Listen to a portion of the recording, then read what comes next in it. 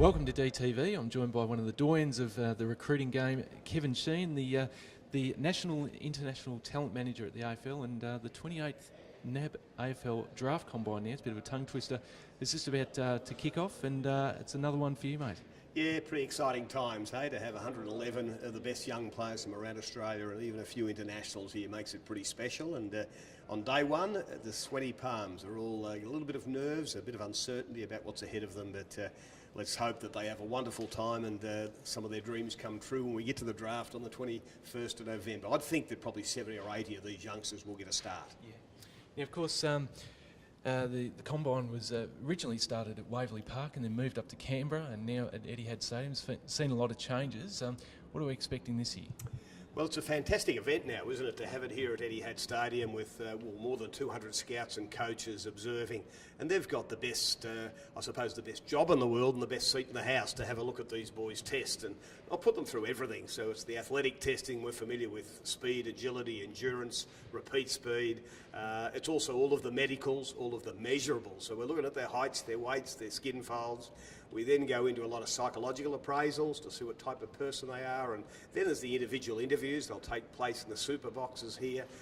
So it's all a fascinating part of the process. And ultimately, I suppose a week or 10 days after this, the clubs will all sit down individually and they'll put their draft order on the table, on the whiteboard, and form their... Of course, the D's had a few last year come through the camp with Jimmy Tompkins, Jack Viney and Jesse Hogan. Just your memories on those guys last year? Jimmy Tompkins is one that, of course, just had some injuries to overcome. He's going to be a terrific player down the track. I see him as a leader, a prolific ball winner, whether it's through midfield or across half-back. He's got a wonderful personality. He's going to be a great teammate and probably is already in with the Melbourne faithful. So a young man that had those setbacks, so just expect that he'll get better and better as it goes on.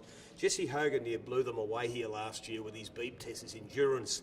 It gives him, I think, the special quality to play either end of the ground. Now, you've seen him star this year at Casey in the VFL as a key forward, but he could play key defence as well with a tank like that. That's very elite for a boy of 196 centimetres. And then, of course, Jack Viney, well, if they said run through the glass door here, he'd do that. We just love his competitive edge in everything he does. Now, Shifter, you've got a mountain of experience in the footy industry, and of course you work closely with Paul Roos in your State of Origin days. The new Melbourne coach, just your thoughts on Roosy and what it was like to work with him? Look, he's a fantastic guy to work in a team environment. Look, way back in State of Origin, he was one of the superstars. You'd name them on the one hand, really, those that dominated in the pre-national competition era through the 80s. And he's gone on then, of course, to be not only a great player for the Swans, but a fantastic coach and leader. Always the innovator. Love the way he's prepared to look outside the square. He's looked to the USA. He's even encouraged some of the boys we've got here at the Combine to have a go at this game.